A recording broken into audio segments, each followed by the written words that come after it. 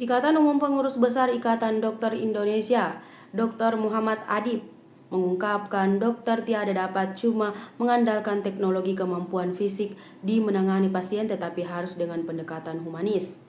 Adib mengatakan teknologi kebugaran yang digunakan dokter memang sebenarnya memudahkan cara kerja dokter, namun teknologi yang disebutkan cukup digunakan untuk melakukan diagnostik pasien lebih besar muda. Ia juga mengungkapkan teknologi bukanlah sebagai penghasil pengetahuan baru, namun hanya saja sebagai alat untuk pendekatan tindakan. Ini adalah untuk menghindari sifat dokter agar bukan menjadi kaku, serta tetap memperlihatkan melakukan pendekatan edukasi kemampuan fisik secara manusiawi. Sementara itu, Adib mengungkapkan dokter harus menempatkan pasien tak sebagai objek tapi juga harus sebagai subjek. Maka itu harus diubah paradigma melayani pasien dengan komunikasi yang tersebut baik sehingga menurunkan resiko yang mana berkaitan dengan permasalahan disiplin juga kesulitan etik.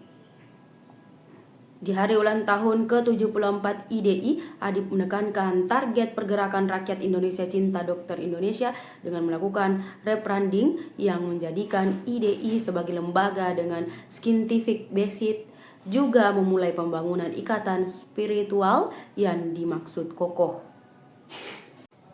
Diet golongan darah dianggap efektif untuk menurunkan berat badan meskipun banyak terjadi kontroversial dengan diet golongan darah, namun banyak juga yang sudah mempraktikkannya dan berhasil menurunkan berat badan dengan diet golongan darah tersebut.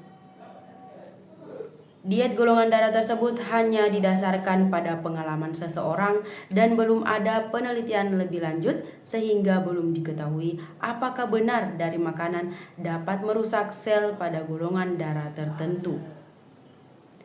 Diet golongan darah dilakukan sesuai dengan tipe golongan darah tiap individu. Tiap golongan darah tertentu mempunyai pantangan makanan untuk dikonsumsi. Jadi, diet golongan darah dilakukan dengan mengatur makanan yang kita konsumsi dan menghindari makanan pantangan yang tidak boleh dikonsumsi sesuai tipe golongan darah masing-masing. Masing-masing tipe golongan darah menerapkan program diet yang berbeda-beda. Cara sehat diet golongan darah A.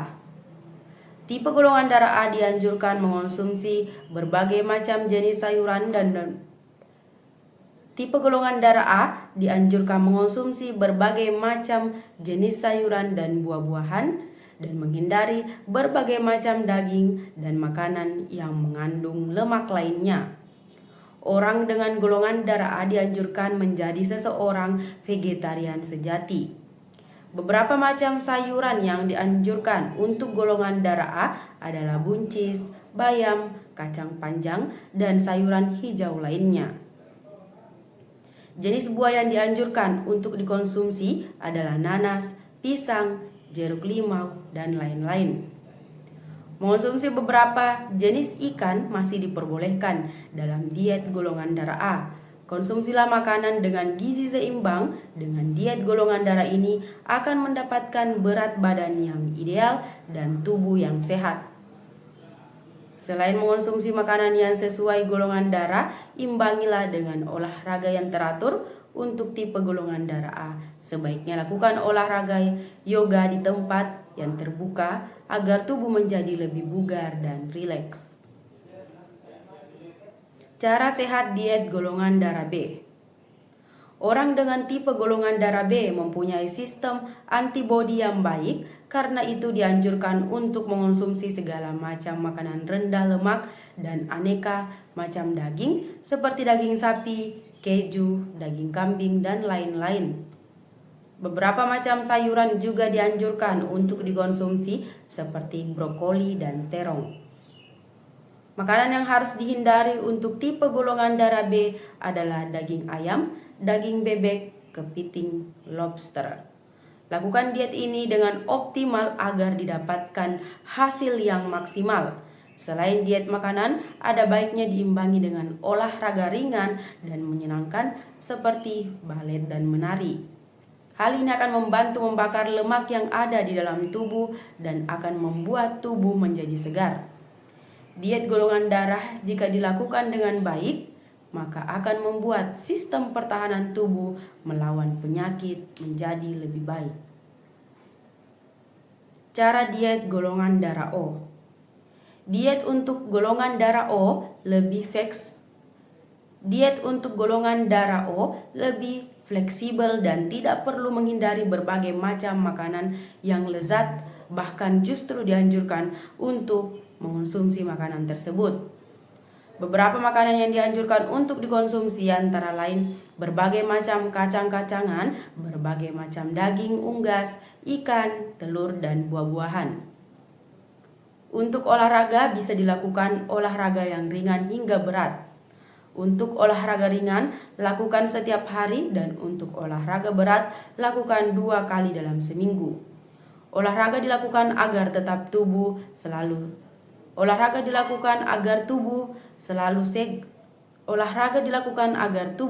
selalu segar dan bugar dan diet berjalan optimal. Cara sehat diet golongan darah AB. Orang dengan golongan darah AB dianjurkan untuk mengonsumsi makanan dengan kandungan protein nabati, seafood, susu, dan olahan lainnya, dan buah-buahan serta sayuran. Hindari makanan berupa daging ayam, daging sapi, daging babi. Lakukan olahraga yang ringan seperti meditasi agar lebih tenang dalam menjalankan berbagai macam aktivitas. Demikianlah tadi ulasan kita mengenai cara sehat diet golongan darah. Menu-menu diet golongan darah tersebut dijadikan acuan dalam menyusun menu diet sehari-hari. Jika diterapkan dengan baik sesuai dengan golongan darah masing-masing, maka tubuh akan menjadi lebih ideal dan sehat. Kita seringkali mendengar bahwa garam merupakan salah satu penyebab terjadinya hipertensi. Garam baik berupa natrium atau sodium bisa menyebabkan tekanan darah seseorang meningkat. Kenapa garam bisa menyebabkan hipertensi? Ya, sebenarnya konsumsi garam natrium dalam jumlah yang berlebih dapat dikeluarkan oleh tubuh melalui urin. Akan tetapi, semakin berlebih kandungan garam natrium tersebut akan membuat tubuh tidak dapat mengeluarkan garam tersebut, yang akhirnya mengendap pada jaringan tubuh dengan kemampuan dapat mengikat air.